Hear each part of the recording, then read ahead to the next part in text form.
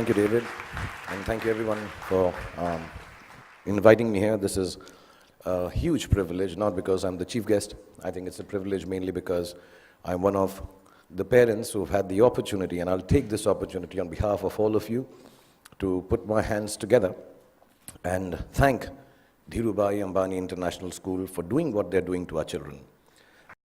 So I want to thank all the teachers, all the head of departments, Zareen, Farida. I mean, you are people I used to come to. When I have trouble, I come and look at their faces, go away, and I'm calm. Everything will be sorted out. Kavas sir, who's fantastic at cricket matches, shouts louder than anyone else in the world can. All the staff members, the management, the gentlemen who man the security outside, so wonderful. And so even the guy who does the parking back there, everyone for the last 13 to 14 years that I've been here, and especially my friend, Mrs. Nita Ambani, thank you so much for looking after our children. Really, thank you very, very much. Okay, so good evening, boys and girls. Exams are over. If I may say so, damn school is over, which seemed an impossibility just a few years back. That horrible math or physics or whoever your least favorite teacher is, you will never have to see again. That PE coach who was always out to get you is done and dusted. I know everybody's looking there. You want to party now, relax, hang out with the beautiful friends you've made in the last 13 years, 14 or some less. The last thing you really want to do is sit here and listen to someone give you advice on life lessons and what the future holds for you. And to top it, my qualification to be doing this is zilch, nada. Not at all, nothing. Really, apart from the fact that Nita and I are friends, and thus I have some benefits. My reason to be here is the same as that of your elder brother or your sister being allowed to do things that you're not allowed to do at home. I'm like them, older, that's all. So if you think that I have had a successful career, as I was getting very embarrassed when David was recounting, because also it's been so many years since I've gotten an award now, yeah. This is like 2. Got to work harder. So also if you think I've had a successful career, a great past performance and my experiences of it are no assurance that it'll work in the future for you or work for you at all. And anyway, none of what I say today you will remember as soon as you're out of here. Or maybe even earlier, because you're still sleeping from the big party you guys had last night. What I say may make sense to your mom or dad, who will remember it some years down the line, and they will also remember it for all the inappropriate things that I'm going to say tonight.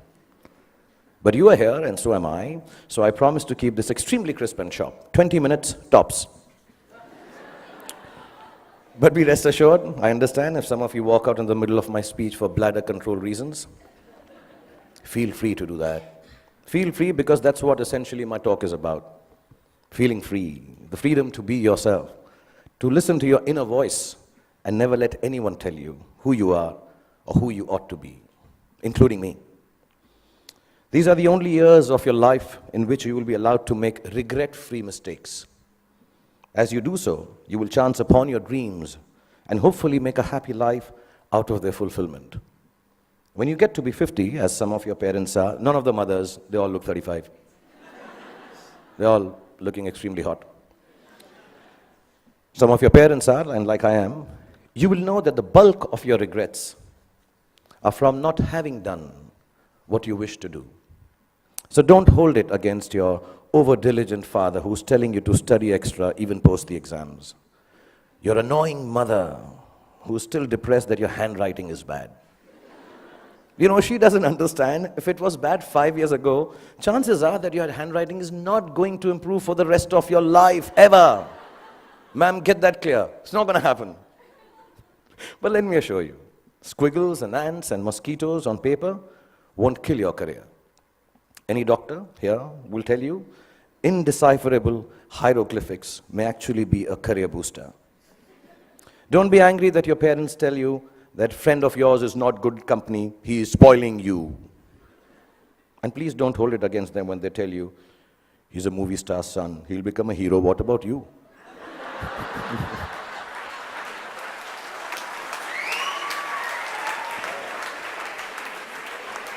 I mean, let me assure you, movie stars, sons and daughters also have to work.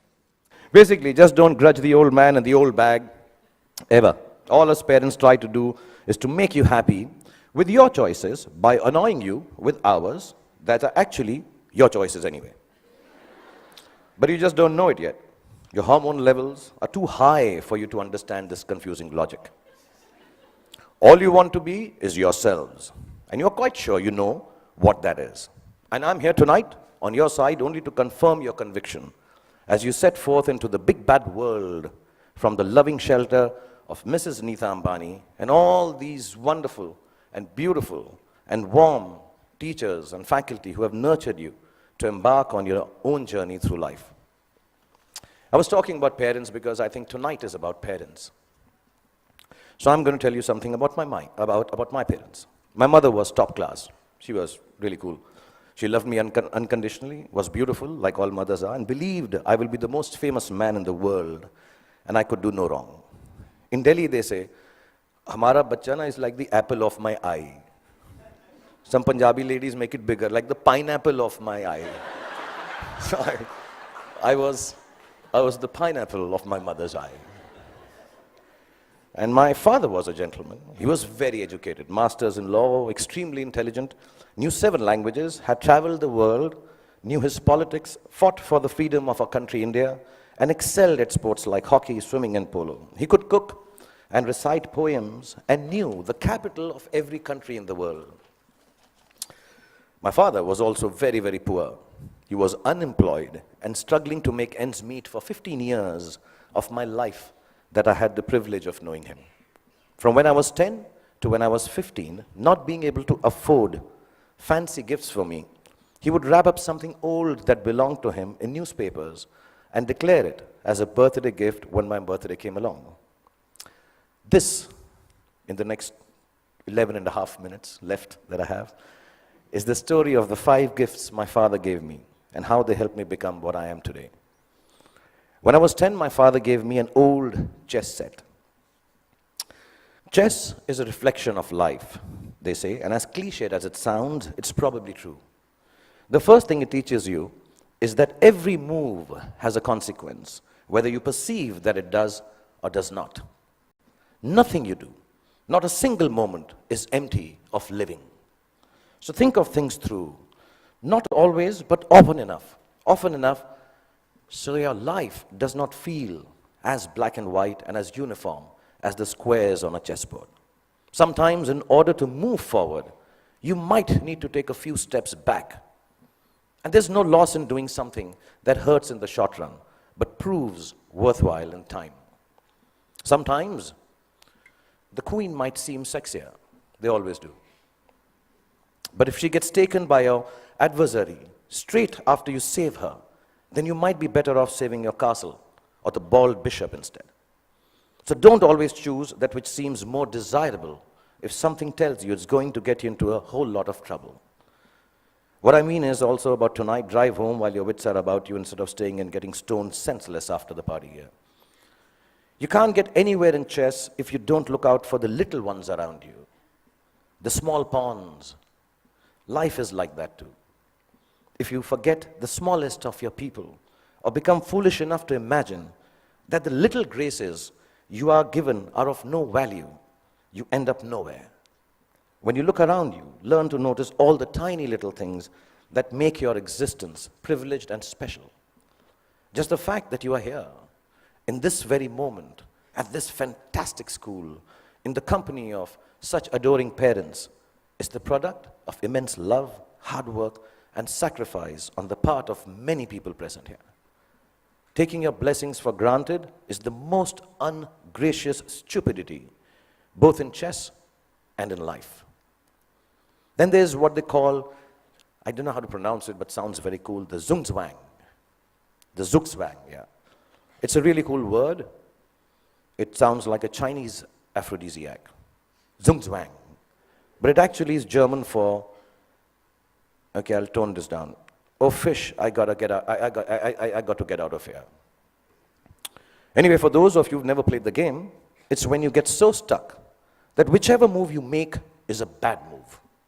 It'll happen to each and every one of you at some point in your lives for sure. A moment will come when it will look like there isn't anything going right and nothing you can do to prevent disaster. Ask me, I just finished Dilwale, followed it up with Fan. So, when you are in Zugzwang, kids, don't panic. Whenever there is trouble and you know there is no way out of disaster, don't panic. With a little embarrassment, you will survive it. Trust me. All you have to do is make a move. All you have to do is move on a bit. As the Cheshire Cat in Alice in Wonderland said, when Alice came to the fork in the road, if you don't know where you're going, it doesn't matter which road you take. I will add to it. As long as you take one road and don't keep standing in the middle of the fork until a truck runs you over. Often in Zugzwang, your enemy wins that particular move, but mostly you end up winning the game. There were no computers when I was a kid, nor were there iPhones for us to Google pornography on, while our parents were busy checking their selfie likes on Instagram. One of the most precious gifts my father gave me was an Italian typewriter. I learned how to use it from him, how to roll paper into the roller and press the lever, I don't know if you guys have seen a typewriter. Google it, yeah. Yeah, the clicking sound of the letters as I pressed them with my fingers, forming words on blank pages, fascinated me.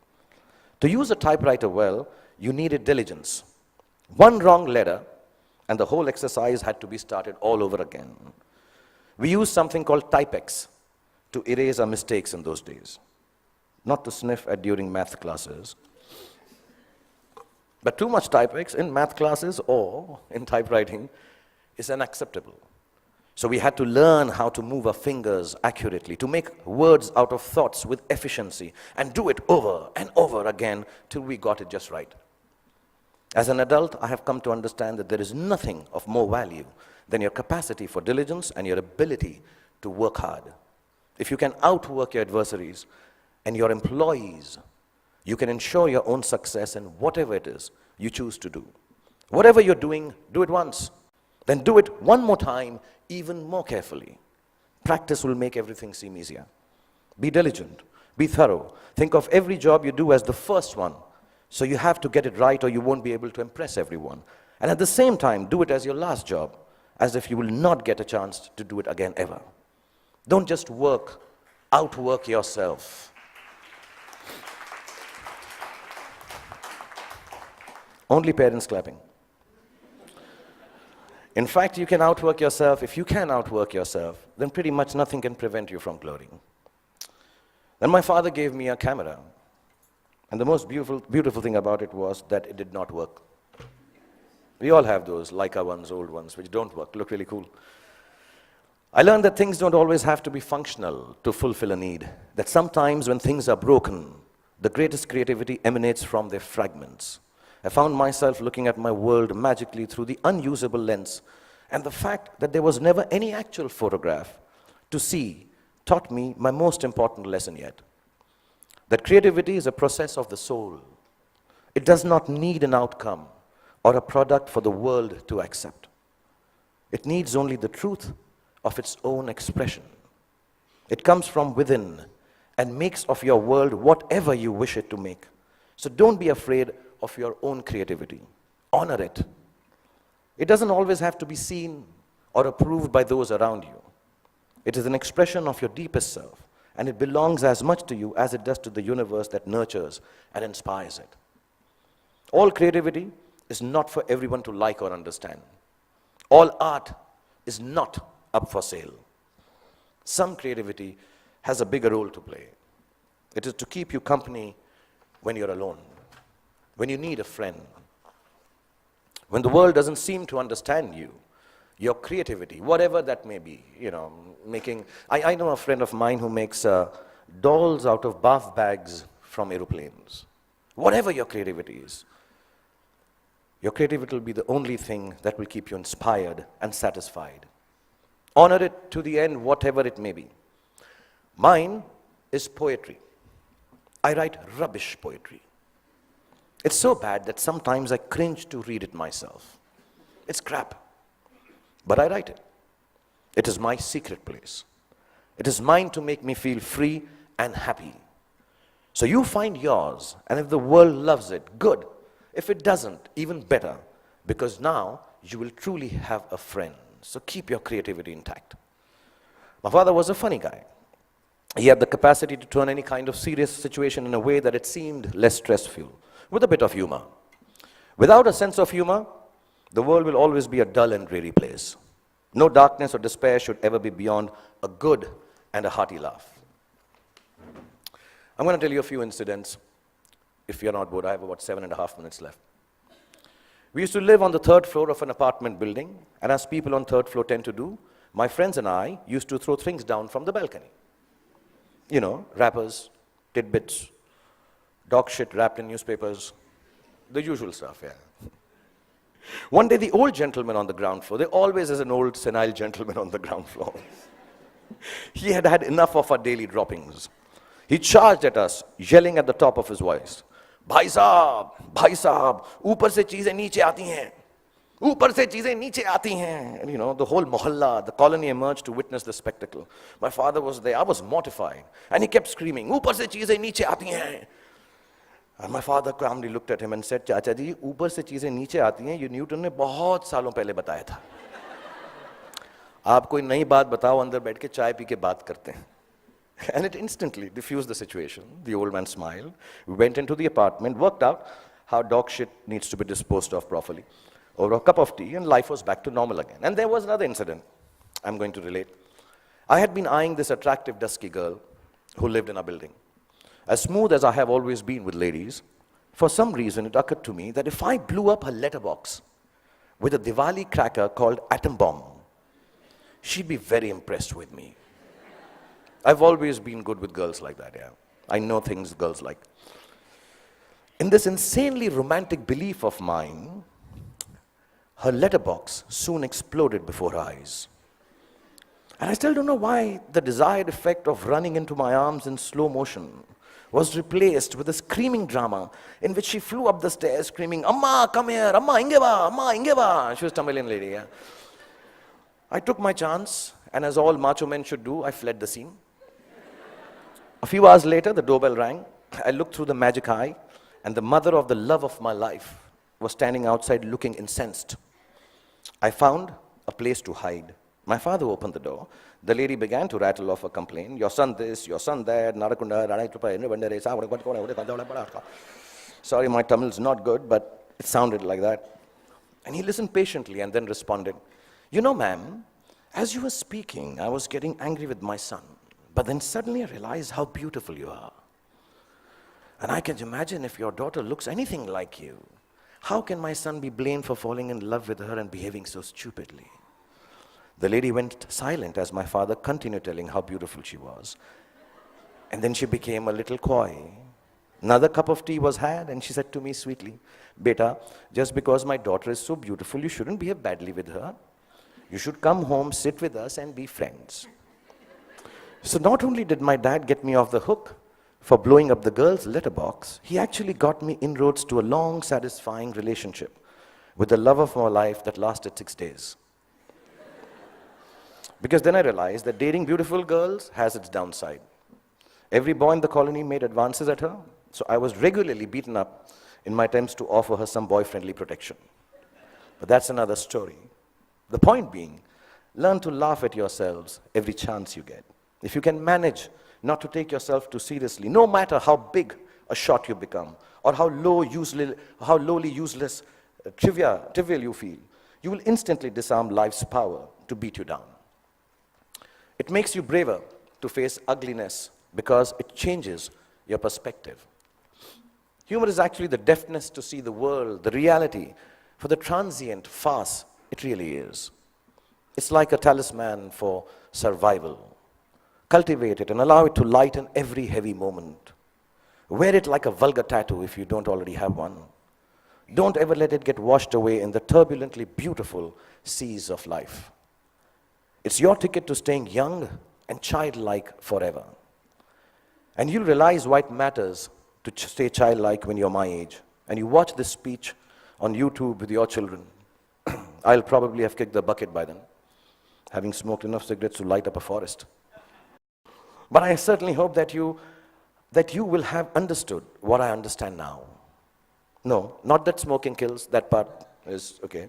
Well, what I'm referring to is what counts as the most beautiful and final gift that my father gave me. I only realized it was a gift on the day he died, when I was 15 years old. A gift your parents have given to you already. Yes, the singularly most exquisite gift you and I have been given is the gift of life itself. There is nothing that marks a man or a woman out from the ordinary more perfectly than grace. Grace is the consciousness that life is bigger than we are, and therefore our gratitude for it must match its vastness. It is the understanding that everyone we encounter, whether they are loving towards us or offensively abrasive, is a human like we are. It is knowing that experiences shapes human beings, and no matter how good we are at something or how successful we may become, we are never better than the other person. If you can live your life with grace towards those around you, you will accomplish more than you could if you became the President of America. That came out wrong, knowing that Donald Trump is so close to becoming the President of America. I didn't mean that. I'll rephrase that, guys. If you can live your life with grace towards those around you. Okay, actually, what the hell? Because I came and told you a secret that I write rubbish poetry, I'm going to read out a poem and end this. This is the most rubbish poem you'll hear, but keep it in your heart because I'm the damn chief guest tonight. If your after party, EDM, I assume this is the music. I thought I'd be very cool if I used the word EDM. Is EDM cool still? Class of 2016, is it cool? No? Okay. If your after party EDM stone sunrise has found you, with dog-shaped wrappings and friends that will not confound you, and you start on this journey with a brave heart about you, if you live life with grace towards those around you, you'll get where you have to, and it won't astound you. If it isn't Ferraris and a White House that downed you, you won't need an entourage to always surround you. It's your truth you will have that will shelter and ground you. And you'll remember this day as the day that unbound you. From the walls of this beautiful school and the teachers, exams and all the rules that sometimes seem to hound you. And let me tell you, you all will be successful. Let me remind you. Now it was remind, but because it's not rhyming, so I...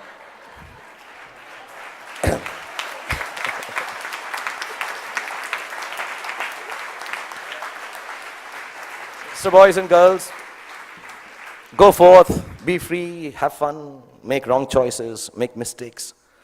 You will still succeed because the gift of education you have from this wonderful institution called Dhirubhai Ambani International School. The love Nita has given you and the genes that your parents have provided you with will always look after you. And when you succeed, don't forget to thank your least favorite teacher, because he or she actually cared for you the most. Love you all and be happy. Thank you.